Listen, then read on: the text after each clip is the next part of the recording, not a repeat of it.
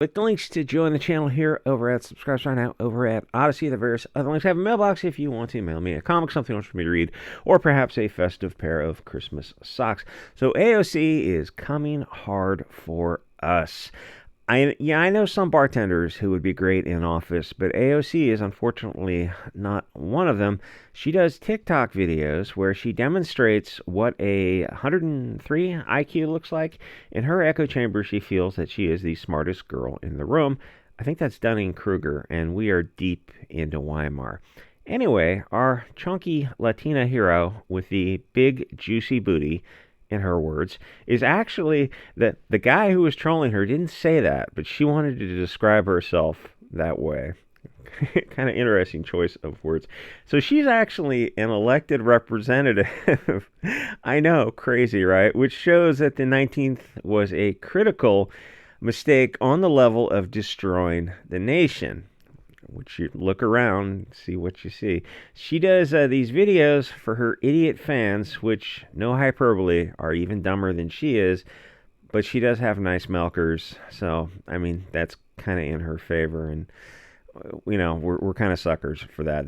Milkers go a long way. So she does a video in response to the orange Cheeto Nazi dictator who left office and then was voted in, as totalitarian dictators are known to do, to step down, because we live in clown world, and that is the narrative the corrupt globalist yellow media is going with. That the dictator got elected. Technically, he got and won 3 elections. So AOC now wants to know where the right wing is getting their influence from. Presumably because we're not effing arslers, so she can shut them down, ban their banks and payment processors, their advertisers, their cloud servers for their websites, and endlessly tie them up in litigation, lawfare, and demands for censorship using her power. So, oh no, that couldn't possibly be it. Juicy Booty AOC wants diversity of thought, except that she's too stupid to fit diverse thoughts in her brain. And if there are people with differing opinions from hers, they're misinformation and they must be shut down because in her mind, she's correct. And everyone who is not in accord with her is, in Orwellian fashion, disinformation. The thing is, the cat's out of the bag in terms of alt social media. MSM is dying, and it's dying faster than I expected, to be honest. And you start thinking of right of center or moderate voices and compare their social media footprint to the MSM, the dinosaur media. You can't compare individuals to corporations. You can compare a Rogan Fuentes, the Devin Stack, to a Rachel Maddow or Anderson Cooper or Tucker. And the saturation of the MSM is big, but the alt media has got many more voices, like orders of magnitude more, scattered across platforms of video, voice, and text, all made possible because the mainstream media is corrupt and biased. There's no right-wing perspective in the MSM at all. Zero. There's nobody as far right as they are far left. You'd have to have I stagger to think of right-wing voices because they're all so shadow banned and censored, like Dr. Duke or Jared Taylor or I don't know, Red Ice or something. And people hear that and they're so programmed to have a Pavlovian response to that that bypasses cognition. It's just stimulus response to, oh no, we couldn't possibly. And that's where we are now because people are so terrified of diverse perspectives. So the thing is, the bias is so bad that people are leaving these mainstream platforms, which means and people are kind of leaving TV in general, and like CNN's transition to the internet and social media has not worked too well. But that also means that the advertising is leaving them, and the money that goes with that. And I mean, as that decreases, the mainstream media has to decrease. They don't run on nothing, and the alt media is and you have a media that they fired Don Lemon, they fired Jeremy Tubin for reasons you can look up on your own. It's fucking bizarre. Sorry. And the other, the fat bald guy. Oh god, he's like 30. Brian Seltzer, I think. They fired him and then they brought him back I mean, I think the only one left is Anderson Cooper. So no, you can't look at like Selter and Tubin and all the other idiots. I can't even name the others because I mean, there's such minor figures. Like the only major figure now is Anderson Cooper, or Don Lemon now does YouTube videos where he puts his face in the video and it looks like he's got a social something going on. You can go to Twitter and look at that video, or I'll post it in Telegram. It looks like he might have caught something a little contagious. He's essentially doing YouTube reaction videos of like 2015, or the TikTok videos where they put their face over the video and they point to it. It's just the lamest stuff on earth. Where's I going with this? The alt media. Oh, my point was you can't look at CNN or MSNBC, ABC, the main networks, and think that they're unbiased. There's the most you could say is they might have slightly left of center to far left of center, but they don't have anyone who's as far right as they are far left. Like the idea, it wouldn't even be entertained.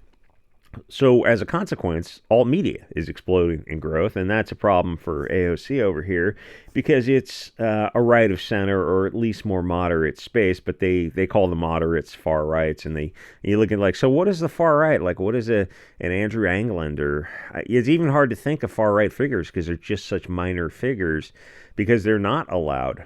He's like the most persecuted person on earth. It's like, so where would you place him? Oh, well, super duper far right, off the scale. It's like, this is just childish. No.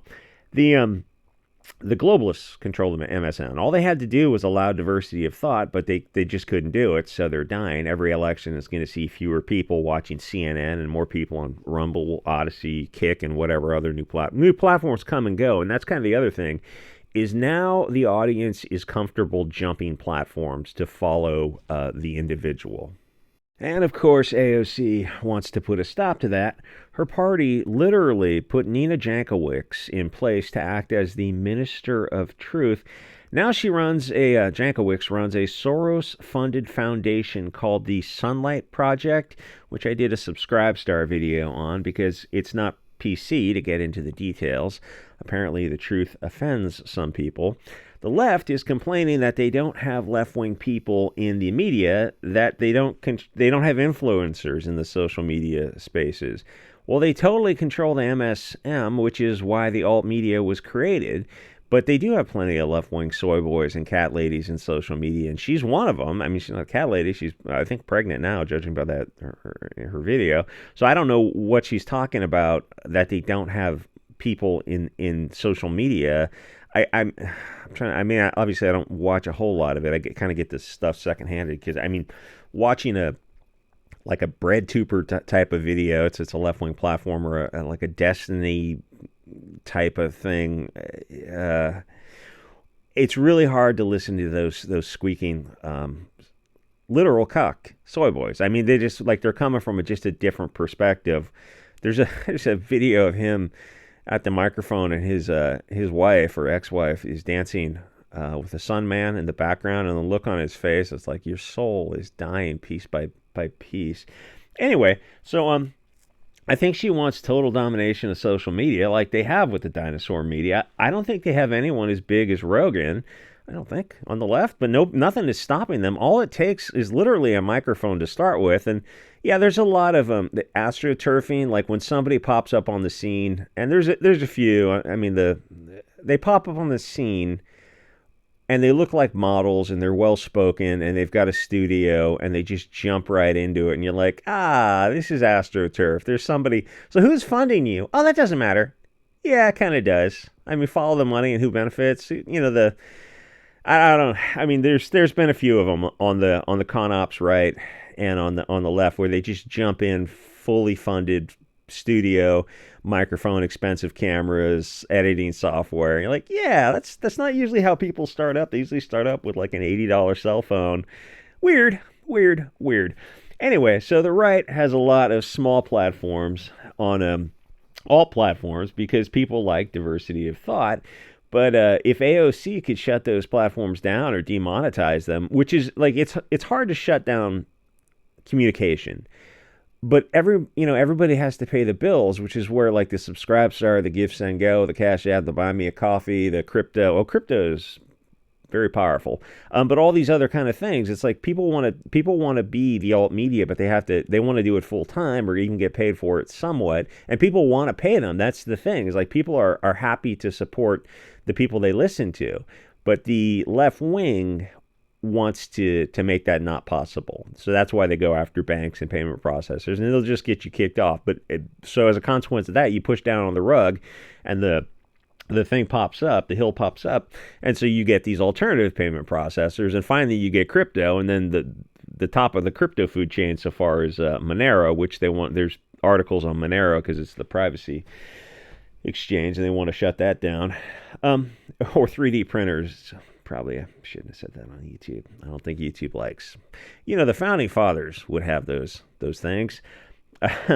Anyway, people like diversity of thought, and the left doesn't, because globalists have bad ideas that don't withstand scrutiny. The open marketplace of ideas and the harsh, disinfecting sunlight, where even Ruth Bader Ginsburg, left wing for her time, right? Feminists, they're quoting her, and they had to change the pronouns in some of her quotes where she's talking about women's rights, because Ginsburg wasn't far left enough for the current situation. So they took a quote, and you go, you can't change